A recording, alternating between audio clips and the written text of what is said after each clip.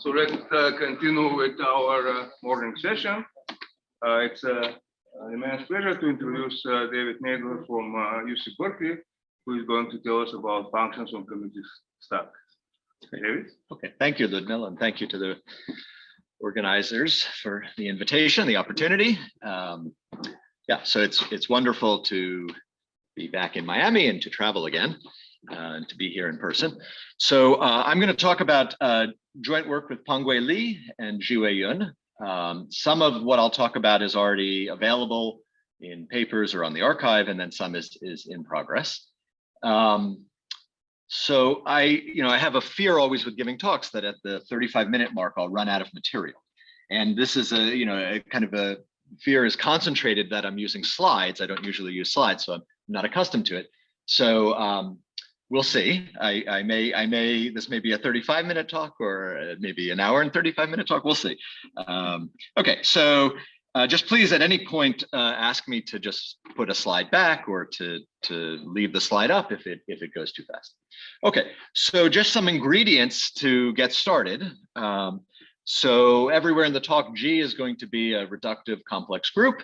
So you won't miss anything if you think of SLN or PGLN or GLN. And G check will denote the Langlands dual group, which I've listed for these examples. Yeah, SLN is already very, very interesting. And X will always be a smooth projective complex curve. Okay, and today's focus will be on X genus 1 curve. Okay, so I'll try to give you the context in general where X is any smooth projective curve, but the focus of today will be on X genus 1. And that's, I think I stole that from Wikipedia. Okay, questions? Okay, so there's going to be a talk about mirror symmetry. In particular, maybe I've made this bigger than it should be. It's going to be, oh yeah, I should acknowledge Bernd has generously allowed me to use his iPad. So all technical issues are due to the user error, not.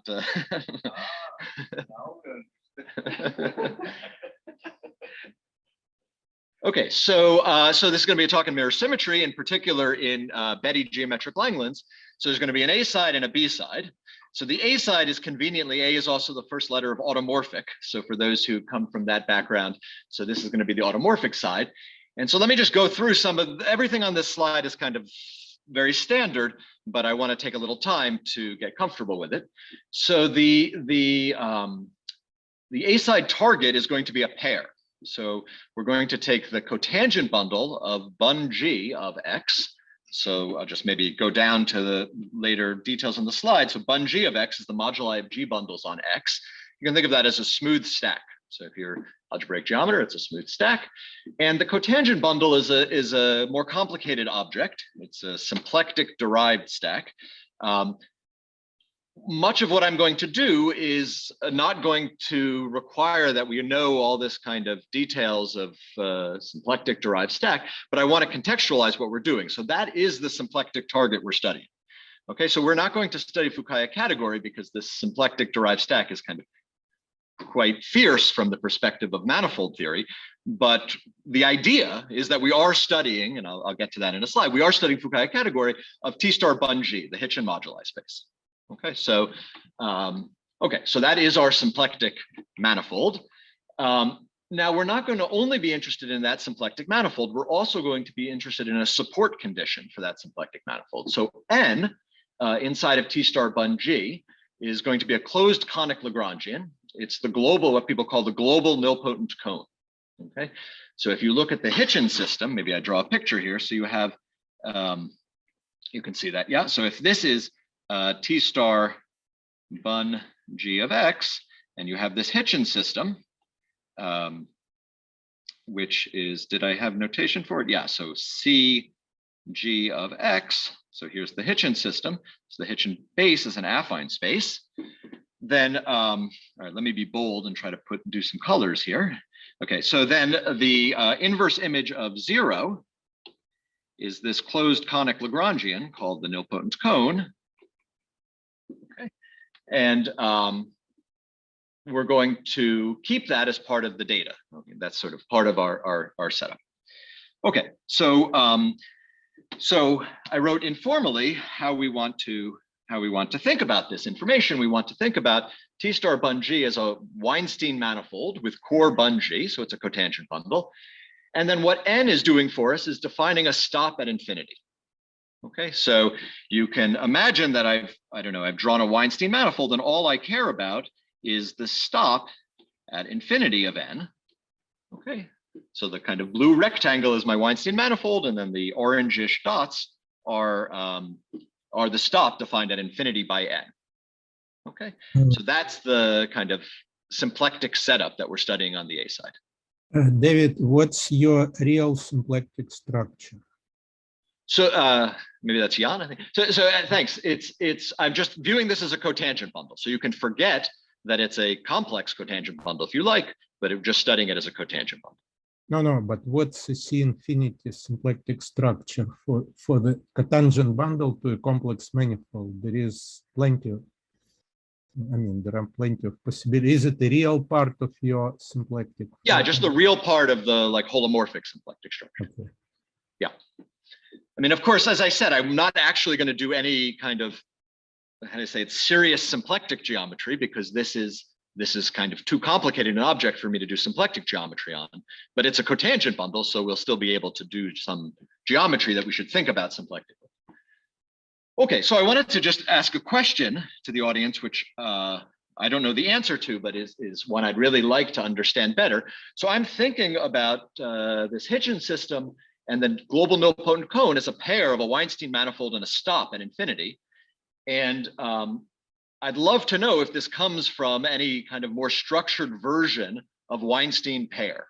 So the cotangent bundle of Bun-G, I'm certainly happy with it, thinking of it as a Weinstein manifold, even though it's kind of a much more complicated object. But the nilpotent cone at infinity is simply a Legendrian for me at this point, and not, say, the core of a Weinstein hypersurface. So this is nothing, I'm not going to use this in the rest of the talk, but I just want to pose the question to symplectic geometers. I'm very interested if one can understand this pair of a Weinstein manifold and a stop in some kind of more structured language. Okay, so that's a question I'd be very, very interested in knowing the answer to. Okay, any questions about the setup? So we have the Hitchin system with a nilpotent cone as a support condition. Questions? I don't want to get to the point where Vivek says that he hasn't understood anything in the last 3 slides or something. I don't know if that's, if I'm in that, I'm not yet in that danger zone. Okay, so what are we going to do with this symplectic manifold? We're going to study A-branes on it, so Lagrangian branes. And fortunately, since it's a cotangent bundle, we can replace the idea of studying Lagrangian branes with the idea of studying sheaves on the base. Okay, so what we're going to take as definition of the A side is this, what I've written as AG of X, and you parse that as nilpotent sheaves on Bun-G of X. Okay, so I've forgotten the symplectic manifold. I'm just looking at the base. Okay, so again, if I were to, I don't know, draw an alternative cartoon now. So here's again the symplectic manifold T star Bun-G of X, and inside of it I have the 0 section. Okay, so all of our interesting objects now are going to be defined on the 0 section. Okay, but the one kind of symplectic memory we have is that the singular support of the sheaves, the directions or co-directions in which the sheaves jump, is going to be prescribed by the global nilpotent cone. Okay, so inside this cotangent bundle, we had this this nilpotent cone. Maybe I don't remember the color coding, but anyway, we had this nilpotent cone. Okay, and now what we're insisting is that when we look at sheaves on this base, they only jump in co-directions prescribed by the nilpotent cone. Okay, so it's kind of a memory of the symplectic geometry of the setup. Okay, so informally, this is like studying partially wrapped branes where we use n as a stop, but technically we're just going to study sheaves on Bun-G with nilpotent singular support. Okay. And I'm not going to put any kind of bounds on the size of the sheaves. I'm certainly happy to have sheaves. These are just sheaves of complex vector spaces. They're not coherent or have any kind of algebraic structure. We're just working with this in the classical topology. the only constraint on them being reasonable is that their singular support is in the nilpotent cone, which in particular, because the nilpotent cone is a nice closed conic Lagrangian, implies that any of these sheaves are weakly constructible. So we're not studying like sheaves on Cantor sets and so on. We're studying sheaves that are weakly constructible on some stratifications, but there's not a given stratification. There's rather just the constraint of the singular support. Okay, and I don't know how helpful it is, but I wrote, there's one example. One can always do everything explicitly and understand everything that's going on. In the case where G is GL1, then our pair, our symplectic manifold, is the cotangent bundle of the Picard. Okay, so the Picard stack has many components, but in any case, we study all of them. And in this case, the nilpotent cone is just the zero section. So we're just studying the kind of DG derived category of local systems on the Picard. Okay. Questions? Okay. So that is the A side. I don't think I'm going to say more in general about the A side.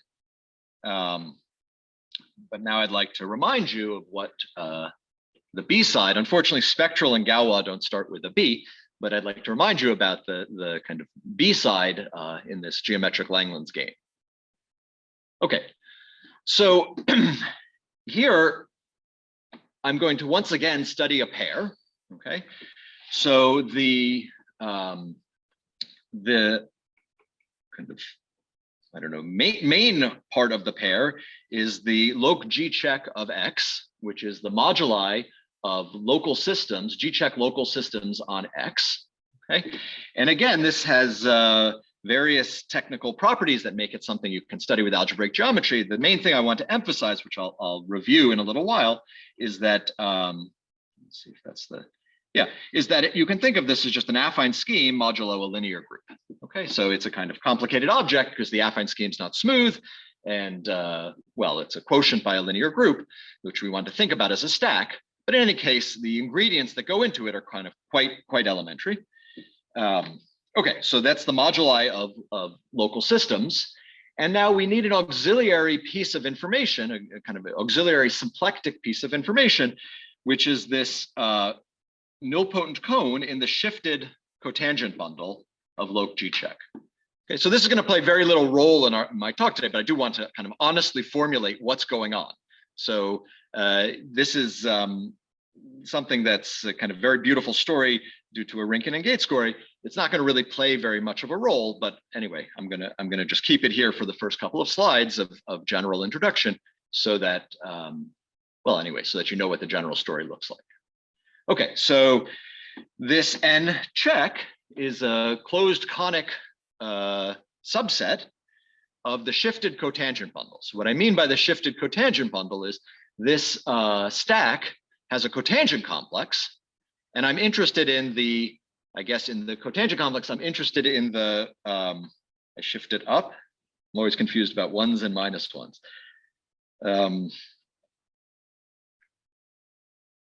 Okay, so I hope I've written the right thing, but I'm interested in, I think, the H minus one of the cotangent complex, okay, is a kind of bundle over the base, okay? And as we'll see in the next slide, it gives you a kind of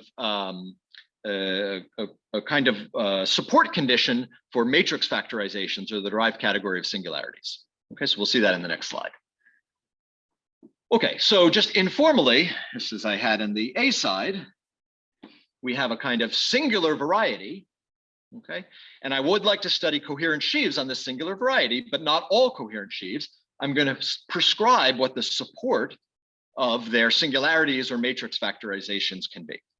Okay, so it's again a kind of a pair with like some symplectic geometry and then some Lagrangian support condition.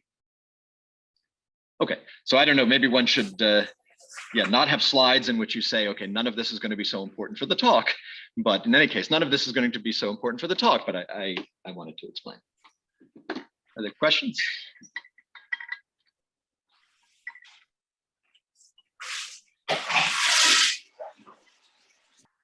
This reminds me of a friend who's a lawyer, and she said that the highlight for her of the whole pandemic was, I guess, the Supreme Court started to, is broadcasting deliberations. So you can, like, And she's friends with lawyers who were actually like, on the calls presenting at the Supreme Court. And she said that the highlight for her, was not actually that the Supreme Court was presenting, but that one of her friends, you can hear in the background while she's like presenting to the Supreme Court that someone's flushing a toilet, like in her house somewhere. This is, a new world. You don't only get to listen to the Supreme Court. Okay. So we're going to study B-branes, which, okay, again, it looks technical because of this singular support condition, but again, I want to kind of emphasize that it's things that I think many people in this audience, I've learned from people in this audience, are very, very familiar to people in this audience. So we're studying coherent sheaves or incoherent sheaves just because I've put no bounds on the size of things, but you could also formulate everything in terms of coherent sheaves. So we're studying incoherent sheaves on loc G check of X. But with the caveat that we want them to have this kind of nilpotent singular support in the sense of a Rinkin gate squared.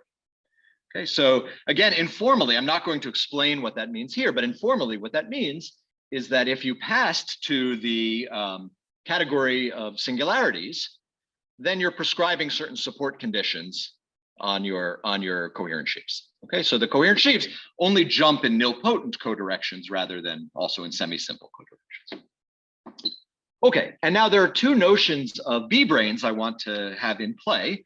One of them is the kind of main notion that we're interested in, which is coherent sheaves with the prescribed support. So we'll just write B check X. So that's the kind of B side, the main B side. But we also are going to want to keep track of, I don't know, what one could call smooth B-branes, which is the perfect or quasi-coherent complexes. Okay, so I should say, just make the comment that the theory is kind of very parallel to various things. Symplectic geometry, the quasi-coherent complexes are exactly, of course, the ones whose singular support is in the zero section. In other words, that go to zero when you pass to the derived category of singularities.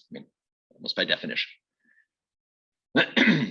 Okay, and the structure that I want to have in mind is that we always should think of the smooth branes. The smooth branes form a tensor category. You can tensor vector bundles together, and the smooth branes act on all the branes. So it's like functions acting on distributions.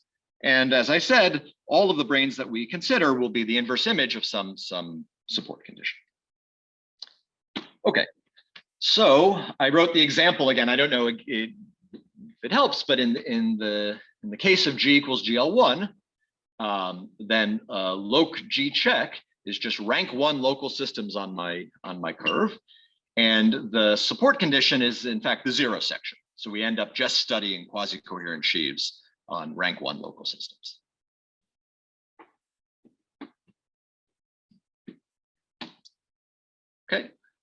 Okay. So now an observation that is I think valuable to make from the start is that the B side is kind of evidently topological in the curve X. Okay, so let's take a minute or two to enjoy this or just think about it. Okay, so forget B-branes, just let's go up to the pair of loc G check and this support condition. This only depends on the topology of X. So X is a kind of smooth, complex curve, projective curve, but loc G check, maybe there's a typo here, maybe it's supposed to be loc G check of X. By definition, what I mean by a G check local system is say a representation of pi1 up to conjugacy. Okay, so I think of this as a stack. It's not a de Rham connection on a vector bundle. Okay, so if I were to study a de Rham connection on a vector bundle, then that moduli would in fact know about the complex structure on X. But this moduli doesn't know about the complex structure on X. I didn't write more details for the nilpotent cone as well.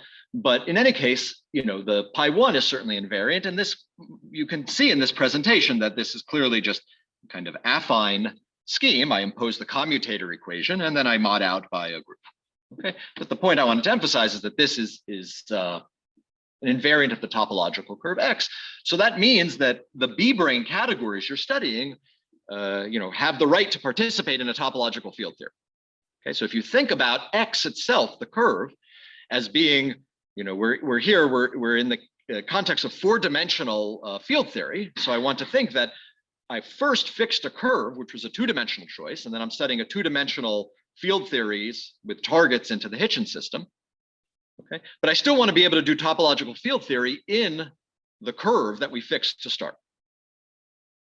Okay, and this is kind of suggesting that that should be possible, that the theory looks topological in the curve as well. Okay, so okay, yeah, so this is kind of an important point. Okay, so now what I think the next slide is the main. Maybe before the main conjecture of the subject, I'd like to just kind of mention a way in which these two sides are related. Okay, so the A and the B side are related. Okay, so there are many ways they're related. I'm biased by things that I understand, of course, but like one thing you could say from the very start is that we know that well, I learned this from Tony, but the Hitchin systems are dual, like SYZ dual fibration. So okay, so we should have some form of mirror symmetry. But let me mention, in terms of the objects that I've introduced, let me mention a kind of nice structure. So the smooth B branes, which act on all B branes, also, it turns out, act on A branes. Okay, so this is a kind of incredibly large amount of structure that you have from the start. So you have the action of quasi-coherent sheaves on your B side acting on your A side. Okay, and I'm not going. This is again kind of orthogonal to what I'd like to talk about today, but I think it's important to kind of organize things. And I'm not going to explain it, but this comes from looking at integrals of natural local operators. Okay, so you have the Hecke operators acting on the A branes, and you can reinterpret that as an action of quasi-coherent sheaves on B branes. Okay, so it's kind of completely orthogonal to what I'd like to talk about, but anyway, I wanted to mention. Okay, so so this is what you might call the spectral action. So the spectral side, not all B branes, but the smooth B branes are acting on the A side. Okay, so one thing we can do, as I highlight in this consequence, is we can fix some A brane. Okay, so now we're in the game of trying to prove mirror symmetry. We can fix some A brane, let's call it L sub O, and we can act on this A brane to obtain a functor, alpha, that goes from smooth B branes to A branes. Okay, so we just act on a whatever fixed brane, and we have the choice of any L0 we like, and once we've done that, that will be what corresponds to the structure sheaf. Okay, so what we should do is we should wisely choose L0, okay, which then will give us a functor, which we should then try to extend to all B branes and prove as an equivalence. I mean, that's kind of one way to organize what your decades of research how you could organize your decades of research. Okay, so I'd like to remind or explain to you what brane we should take for L0, okay, just as dictated by like SYZ mirror symmetry. Okay. So the answer, the language I'll use for the answer is the Whittaker object. So before I say anything, let me just draw a picture of what's going on. So we have on the A side, we have T star Penghui, and then we have the map down to the base. Okay, and we have 0 in the base and this nilpotent cone. Okay, and by usual kind of T duality considerations, we know that the space filling brane on the B side should go to a section on the A side. So we should look for some section, L sub 0 should be some Lagrangian that is a section that in particular passes through the nilpotent cone at a single smooth point.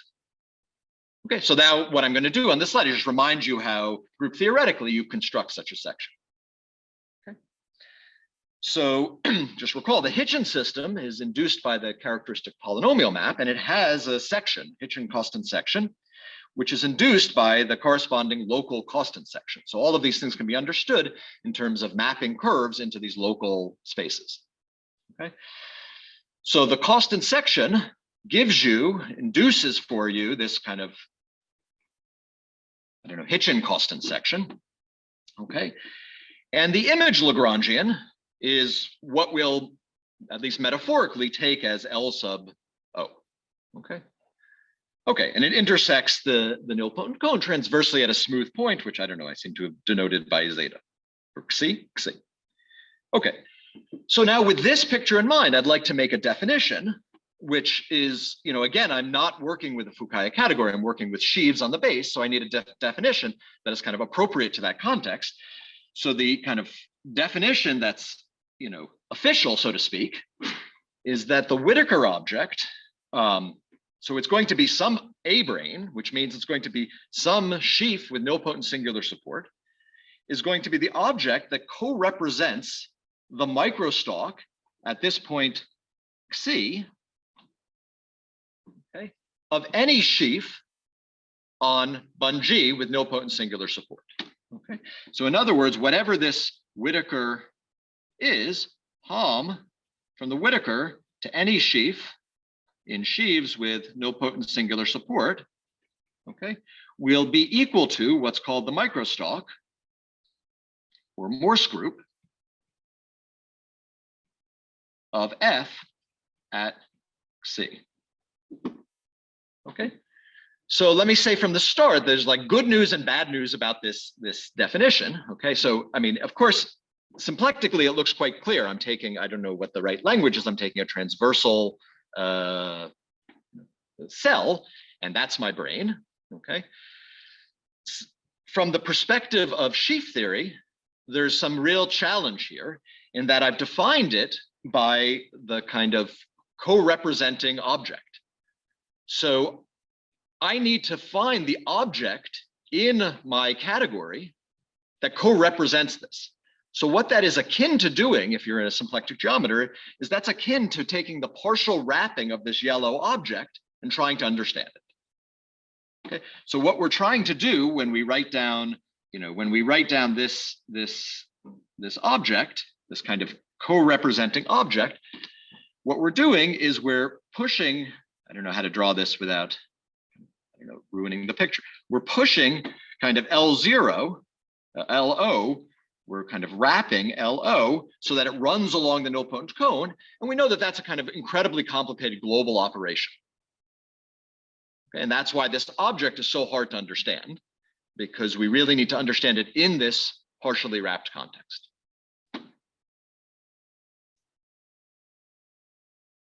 Okay, so that's the answer to the question, what do we take as the object that's going to correspond to the structure sheaf on the B side?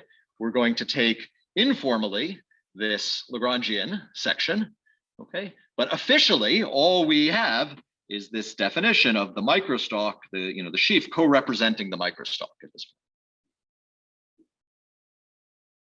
point. Okay, questions, comments, rotten tomatoes? Have you told what this Whittaker object is exactly? Have what? Sorry. Have you the Whittaker object? How it is defined? I mean, okay. So for me, this is a definition. It's the object co-representing the microstalk. So it means that I really don't know it. If you think like, okay, we're studying, categories like a vector space or a Hilbert space. Okay, I don't really know the vector, but I do know the functional it defines. So, I mean, the vector is a bit mysterious.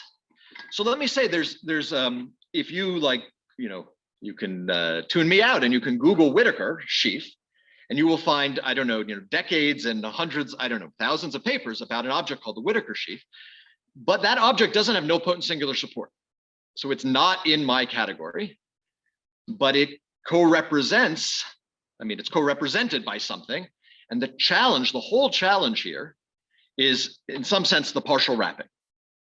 Like if I could just study this yellowish orange section locally, okay, life would be much easier, but I really need to understand its partially wrapped behavior. And that's kind of a global phenomenon. But it's possible that at some point in the future, somebody comes up with a definition of this Whittaker object that actually lives on your, which has. Yeah, so, okay, so one thing that's, there's a kind of a big business now in representation theory, which I don't, it's kind of influenced, I think, by symplectic geometry, which is to answer the following question. I give you a brane, say transverse to a support Lagrangian, and you want to study the partially wrapped category. So you can ask, what is the projection functor to a brane running along your Lagrangian? Like you take your transverse brane and you want to force it to run along your Lagrangian. And so we know that the kind of partial wrapping technology is kind of doing that. That's what, like, I don't know, from some perspective, the partial wrapping technology is an answer to, like, what is the adjoint of the inclusion of branes running along your Lagrangian into all branes? The answer is, you know, you wrap one way or the other for each adjoint. So there's now lots of beautiful work in representation theory about writing formulas for partially wrapping things. But they're often, I mean, they are giant colimits over configuration spaces and so on. So, I mean, one of the goals of this talk is to explain, or at least kind of highlight, how you can actually work with this object in some situations. Like I'm going to actually calculate endomorphisms of this co-representing object, even though that's all I know about it, is that it's co-representing. Yeah. So like in the case that you've got like a skeleton which is coming from like a C-star action, like a full motion selective thing. Yeah. So this wrapping thing is just like geometric, okay? I don't, maybe we can talk later because maybe I misunderstand, but I don't, I think of it as, okay. You can put it into that context maybe, but I think of Jacquet as being a kind of very specific instance of maybe a much more general phenomenon. Yeah, I was wondering if it, but we can talk. Okay, so so we're interested in this brane, this transversal, this kind of pitch and constant brane, but in particular, we're interested in its partial wrapping. Okay, so here's the kind of Betti Langlands conjecture. And I wrote unramified because at some moments during this talk, I will need to mention some ramified version, which is kind of, you know, it's kind of helpful. I don't know, like we hear about, you know, marked curves and logarithmic Gromov-Witten theory. It's helpful from the start to work with marked things and kind of logarithmic things, but I won't state the general conjecture here. Okay, so the general conjecture is that the spectral action on this Whittaker object extends to an equivalence of modules for the smooth branes. Okay, so mirror symmetry. But the guide of what we're doing is that we've both have this spectral action. Okay, so we kind of understand a lot of what should happen, and we know what O should go to. It should go to this Whittaker object. Okay. Okay, so let me mention a long-standing conjecture that I'm very, very interested in, independently of mirror symmetry. I wrote reality check. Okay, so this kind of I don't know, conjecture reality check is that if this conjecture is true, then the A side only depends on the topology of X. Okay, so let me just review for a moment what was the A side. So we took X as a smooth projective curve, and we took the moduli of G bundles on X, and then studied sheaves on it with some support conditions. Okay, that moduli of G bundles on X like deeply depends on the, you know, complex structure of X. So for example, in the case of GL1, we're talking about the Picard, which certainly knows a lot about X. Okay, but of course, local systems on the Picard doesn't know much more than the genus of X. Okay, so kind of a downstream conjecture of the this geometric Langlands conjecture, or Betti version of it, is that the A side category should only depend on the topology of X. And I would love if, you know, let me just say one reason why I highlighted this question about Weinstein pairs and so on in the beginning is that kind of technology would be very useful to resolve this conjecture. So I want to mention work of myself with Vivek implies that some invariance of this situation, which is very interesting to me. So I don't know, let's see, how to draw a cartoon of it. So the cartoon, all right, maybe I'll just redraw my Hitchin cartoon.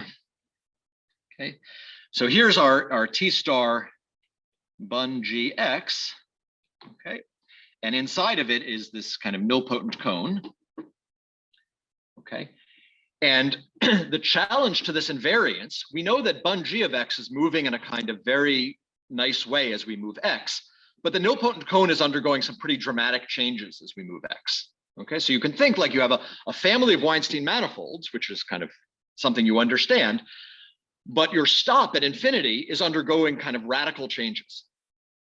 And you're asking, is this kind of partially wrapped category invariant? Okay. So the thing that Vivek and I understood, which I think is very nice, is if we restrict to some situation where stable bundles actually form a nice moduli space, okay, then so it's inside of this T star Penghui. It's kind of an open inside of T star Penghui. We have this kind of, I don't know, stable Higgs bundles. And inside of there, the nilpotent cone just forms a kind of compact core.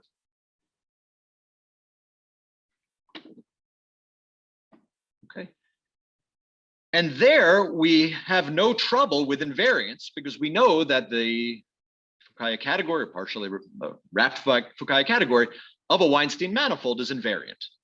We can also prove it directly via sheaf theory, but the point is that we've removed any infinities. There's no longer any stops if you pass to the stable locus.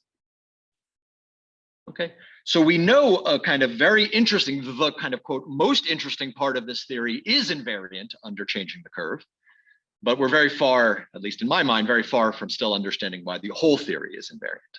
Yes. Yeah. So is it easy to explain the expunged language of this nilpotent cone is? Yeah, it's the zero fiber of the Hitchin map. So it's everywhere nilpotent Higgs fields.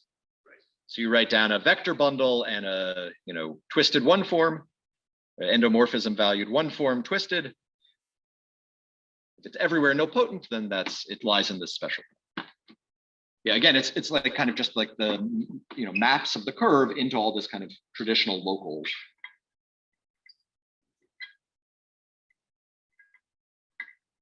I don't know if you were going to ask a follow-up or not. Okay.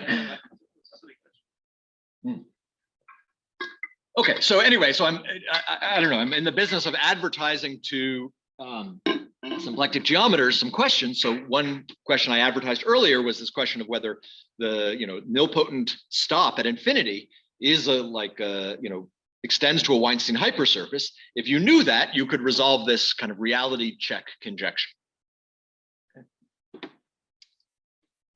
Okay.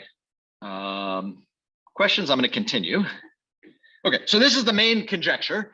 And so what I'm going to kind of just review in the next slide is the relevant instances when this conjecture is known. There's lots and lots that's known about this conjecture. I'm not trying to do justice to the decades of mathematics that's known about this conjecture. I'm just going to talk about what's relevant, which of course includes my contributions, but I don't want you to think that there isn't a huge amount of work in understanding these things. I don't think this one. Great. How could it be decades of mathematics relevant to this conjecture if you made it like one day? So okay, everything in math is relevant to everything else. Okay, so that's one answer. But the answer is okay. So David Ben-Zvi and I formulated this Betti conjecture, but it certainly wasn't that we formulated it from scratch or anything. I mean, this is kind of a variation on Bouncin and Drinfeld and Lamont's geometric Langlands conjecture.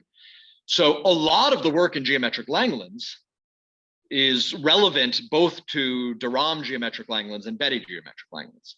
In fact, there's recent papers of Gatescory and Club, I don't know, like many authors, in which they explain how like the de Rham version can be reduced to the Betti version. So it's not like it's all of my analogies are like COVID influenced. The germs can pass through the, So yeah, so you're right. I don't know. The next slide is going to contain all of the instances of Betti geometric, in some sense, all of the instances of Betti geometric Langlands, where strictly speaking, this conjecture is known. But there's lots of relevant work,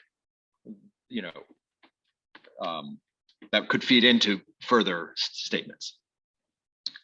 Okay. So, okay. Yeah, so that's why I don't want you to think this is a definitive status. This is a status as relevant to this talk. So the kind of fundamental results on the subject are due to Bezrukovnikov and his collaborators. So first, a clean statement one can make is that Bezrukhovnikov and Finkelberg have proved what people call derived Satake, which you can interpret, it's not the usual way it's formulated, but you can interpret as the Betti conjecture on P1. Okay, so already the Betti conjecture on P1 is a serious theorem that is kind of one of the kind of foundation stones in the subject. I want to highlight, but not state, because I came a little far afield, that Bezrukhovnikov has done tamely ramified versions of this P1 where you add 1 point, so you can think of it as a disk, where you puncture at 1 point, or you puncture at 2 points, which is a cylinder. Okay, so this is kind of wonderfully important work, like the kind of foundation. We use it in what we do, so I don't want to kind of just traipse over it. But in any case, I'm not going to discuss the ramified situation today. So let me just also advertise a problem, which I think is a fantastic problem that I hope will be taken up. So there's an evident next thing one could add to this list. I don't know if you're making next bullet point, you could write pair of pants.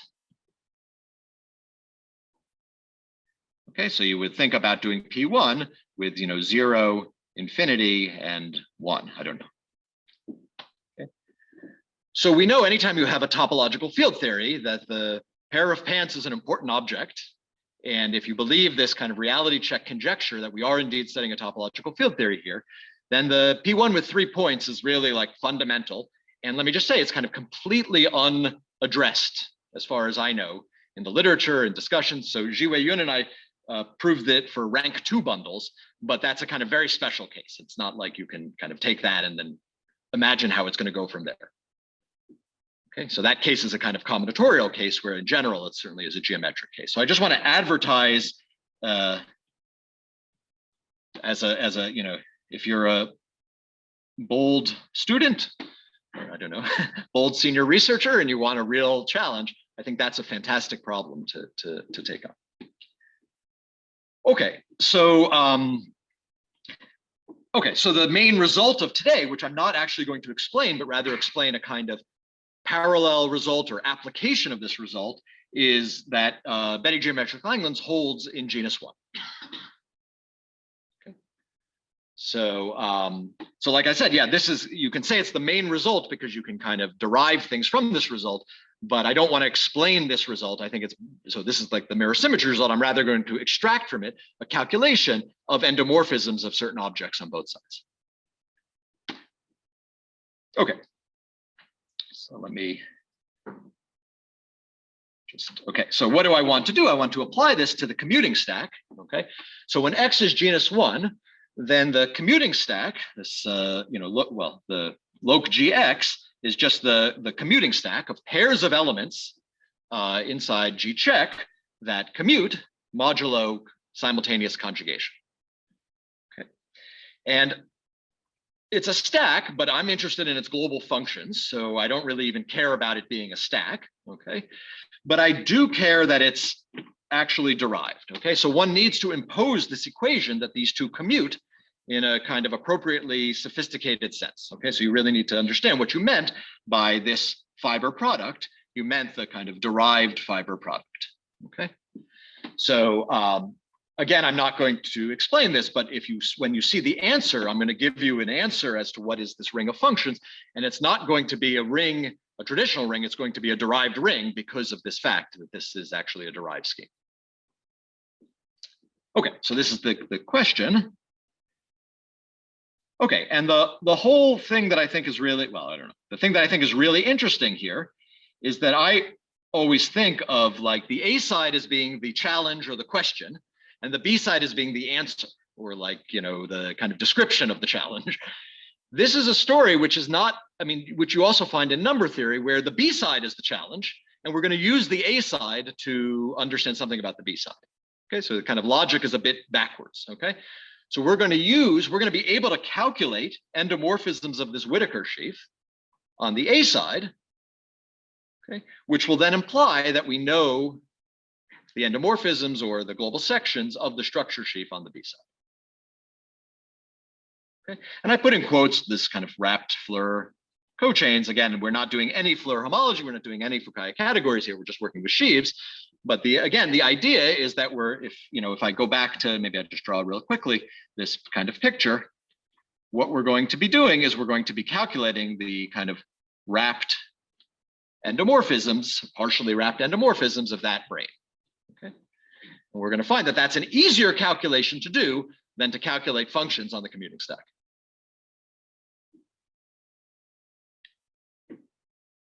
Okay, and there are some assumptions here I put that are only to make the statement as nice as possible.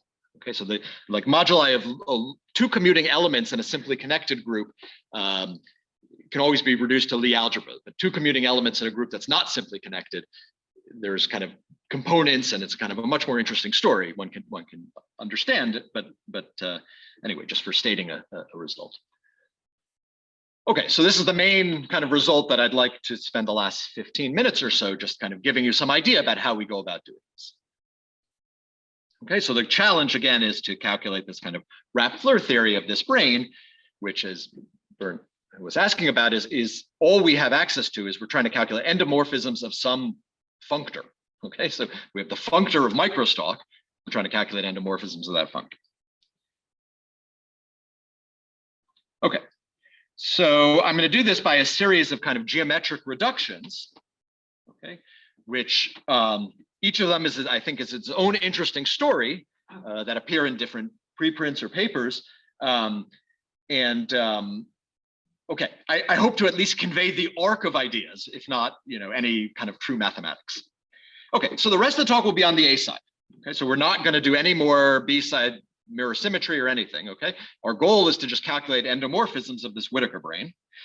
And I just want to say we're going to at times encounter an A side for marked curves as well, because what we're going to do is we're going to degenerate, our elliptic curve to kind of chains of P1s. Okay, so the first thing we'd like to do, as I just said, is we're going to reduce from genus 1 curve to genus 0 with 2 marked points. And the way that you can imagine that is, here's your genus 1, and we're going to study this kind of degeneration to a nodal P1, and then we'll normalize it to get P1 with 2 marked points. Okay, where we're going to be back in a context where Bezrukovnikov's theory will apply. Okay, so so this theorem is a bit dense, but let me just try to kind of give you some sense of what's going on. So first, this universal affine Hecke category is a kind of main player in representation theory, and you can prove, this is not a difficult theorem to prove, that it is a kind of a local version of the global A side category on P1 with 2 marked points. Okay, so this is the kind of category associated to the cylinder that Bezrukovnikov has understood. And what the content of the first kind of bullet point of this theorem is, we reinterpreted the usual structure on this Hecke category in terms of bubbling. Okay, so we bubble and get P1s like this and reinterpret all of the local algebra that's in the loop group. Okay, so all I was explaining is that the content of this first bullet point is that one can reinterpret a lot of well-known algebra and geometry of loop groups in terms of bubbling of P1. Okay, the second bullet point is kind of more serious endeavor. So it's saying that we can actually consider bubbling, as I drew up here, bubbling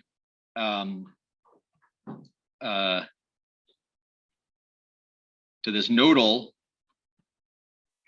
P1, and that gives you a way that induces some geometry that eventually allows you to prove that the genus 1 category is the Hochschild homology category of the affine Hecke category.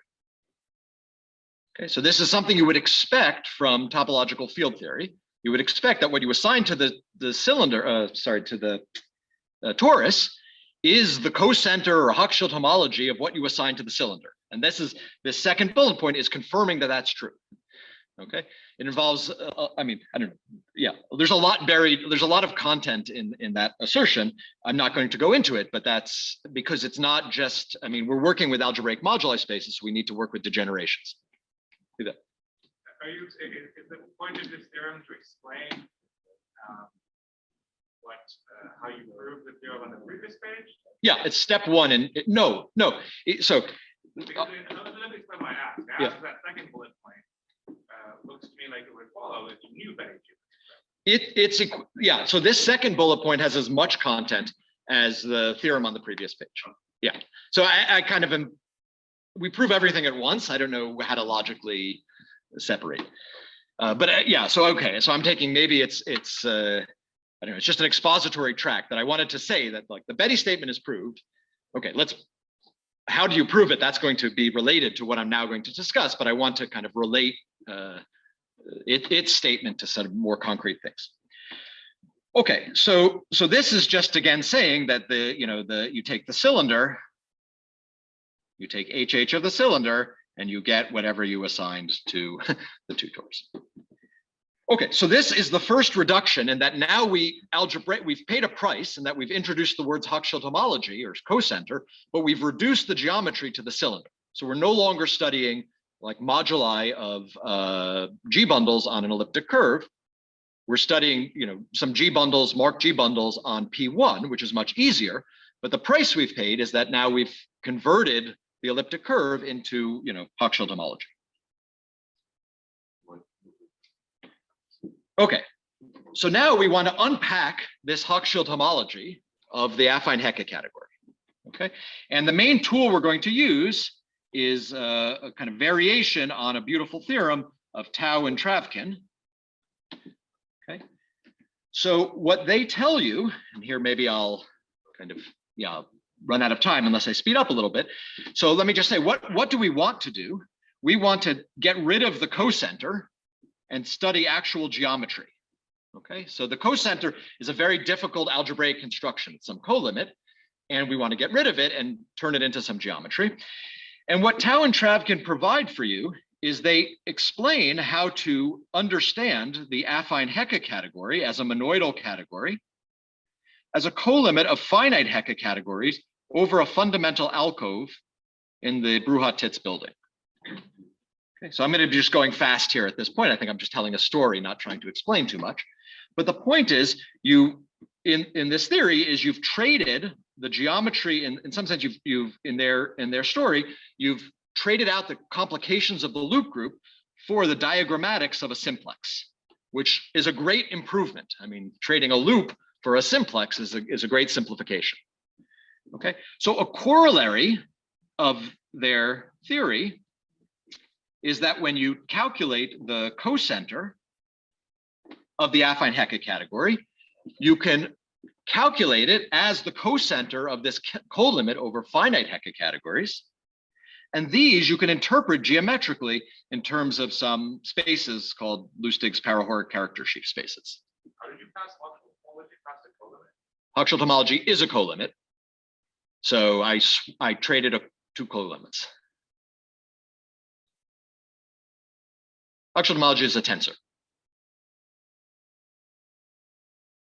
Are you claiming in general that Hochschild homology is the colimit category? No, I have a, what do you say, a push out of, I have a colimit of algebras. Okay, and I'm taking Hochschild homology of a fixed bimodule with respect to a colimit of algebras. And the claim is that that's the colimit of the Hochschild homologies of the bimodule. Okay, yeah, that's like the least, that's the most formal step in this whole story.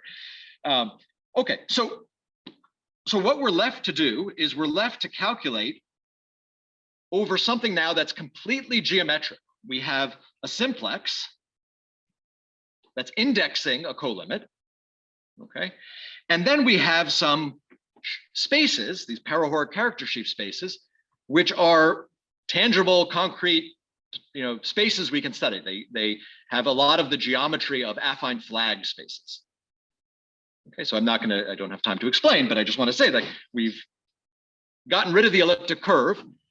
And now we've gotten rid of the cocenter as well. Okay. Okay. Now we have to make calculations in this colimit. Okay. And the main idea is these Lustig spaces are still infinite dimensional spaces that are very difficult to kind of understand all at once. So it would be nice if we could reduce everything to kind of traditional character sheaves. And so the main technical result we prove that allowed us, I mean, the kind of thing we were missing for some years that I conjectured with Penghui at some point, was that there was a fully faithful embedding of the colimits of usual character sheaves into this kind of colimit into the cocenter. So the thing that doesn't commute, just to kind of address what the next question is, if I give you a colimit of algebras and I take their cocenters, so both variables are changing, like the algebras and the bimodules, then it's not true that the colimit of the cocenters is the cocenter of the colimits. But we prove in this case that it's fully faithful. And okay, so I have maybe 2 more slides left and I'm running out of time. So the main kind of upshot of this slide that I'd like to emphasize is now we've reduced to a diagram of colimits where what we see on each vertex is a kind of adjoint quotient for a finite, not vertex, each facet is an adjoint quotient for a finite dimensional group, which has been studied for decades. I mean, these kind of character sheaves on these groups. Okay, so what we're left to calculate is endomorphisms in this colimit of finite character sheaves. So in this here, and this now is a calculation that we use some technical results of Penghui that you can reduce the calculation in all character sheaves to a calculation inside a Springer block. Let me say, like, this is a key geometric point. This is where somehow global wrapping is, we're saying, no matter how complicated your global wrapping is, you're orthogonal to all sorts of interesting branes. And all that's left is something you can account for by tori. Okay, so we're not actually calculating like the full kind of partial wrapping in some kind of metaphorical sense. We're just calculating the part that we need because it's orthogonal. We kind of know a priori it's orthogonal to a bunch of other things. Okay, I don't know, feel like maybe I've lost the I don't know, lost the audience, or at least well, anyway, so what I wanted to just, maybe this is the end, I wanted to just say again that what I think is really interesting here is that we're using the A side and we're calculating a partially wrapped, we're making a partially wrapped calculation to deduce something about the B side that, you know, has been a long-standing question that's like, I don't know any strategy to calculate it on the B side. Okay, but on the A side, we can use all of this combinatorics of affine-Hecke categories. So this is very much in the spirit of, like, Bezrukovnikov has proved lots of things about representation theory by understanding what they mean in terms of geometry on the automorphic or A side. And certainly in number theory, we know famous famous situations where Galois representations are best understood by thinking automorphically. So that doesn't seem so common in symplectic geometry. We think of the B side as the answer, but in any case here it's the question and the A side was the answer. So I think I will conclude there. Thanks very much.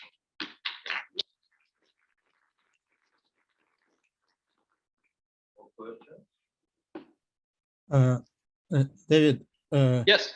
may I ask you a question to rather the beginning of your talk, to this motivational part, and actually probably it's kind of can be formulated only for GLN.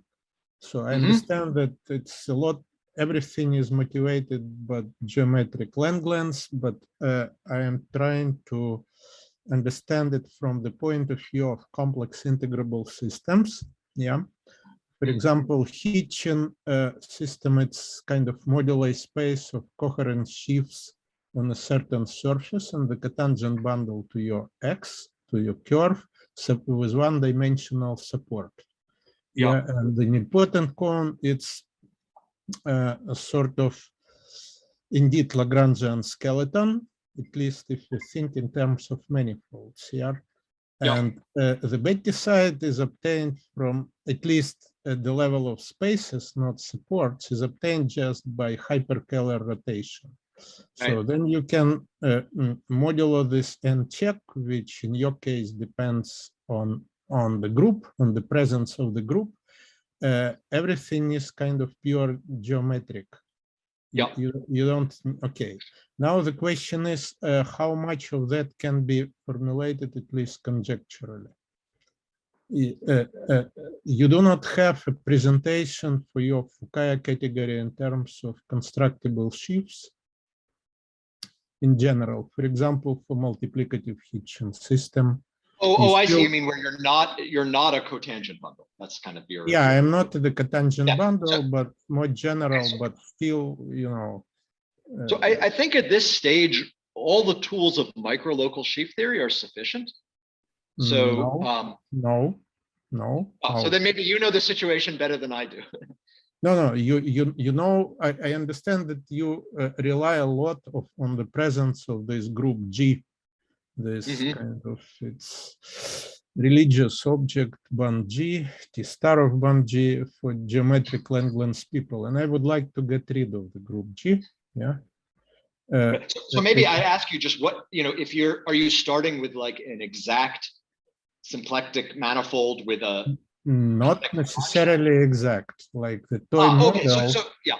Oh, okay, so if you're beyond exact, so the kind of, I don't know whether it's kind of religion or servitude. I mean, I don't know how to help you go beyond exact.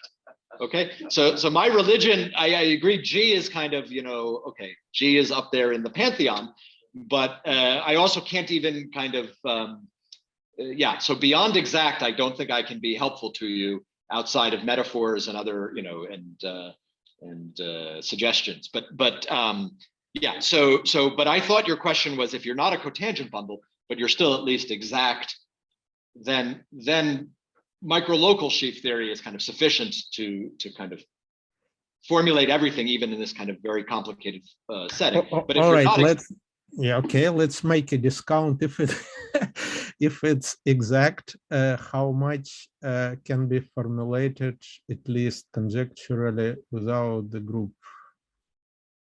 Yeah, I mean, I think so. Anytime I give you an exact symplectic manifold with a closed conic Lagrangian with some kind of background Maslov data, there is a notion of micro-local sheaves along that Lagrangian, and it's, you know, it's a well-established piece of mathematics. I don't know if you're asking to formulate the mirror symmetry and so on. That would be a whole different discussion. But in terms of formulating the A side, I don't think there's any. I don't think there's any obstruction. You can even go further. Like, I mean, here we're doing this where the symplectic target is some kind of very complicated derived stack. So you can even say we're formulating some kind of micro-local sheaves on this derived stack. Here, we fortunately don't need to talk that way because we have a polarization, we have a base. But I think I don't think this is an issue of G or no G, but maybe I'm just missing the point. Yeah, it's maybe indeed like G, it's for geometric Langlands, but T star of something, it's really what you need. Yeah.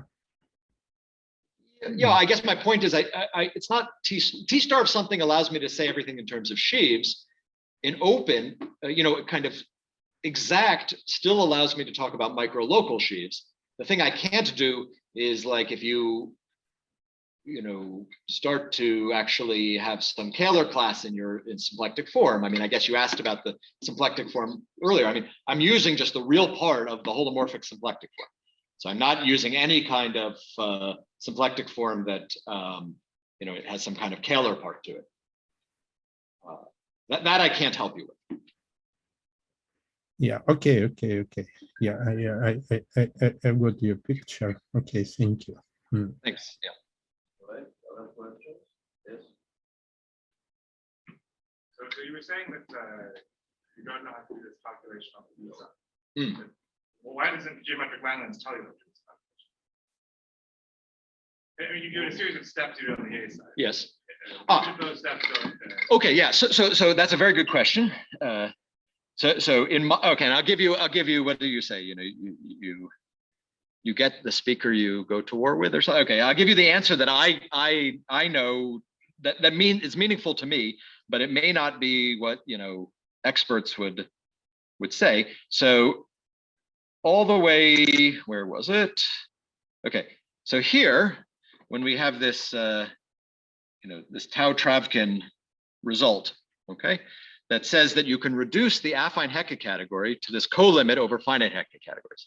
You should think of this as kind of like, it's saying that there's a kind of categorical Coxeter presentation of the affine Hecke category. That's completely unavailable on the B side. I have no idea what it means. I mean, it's just about so Coxeter representation of like the affine Hecke category is some categorification of the affine Hecke algebra, which is some linearization of the affine Weil group.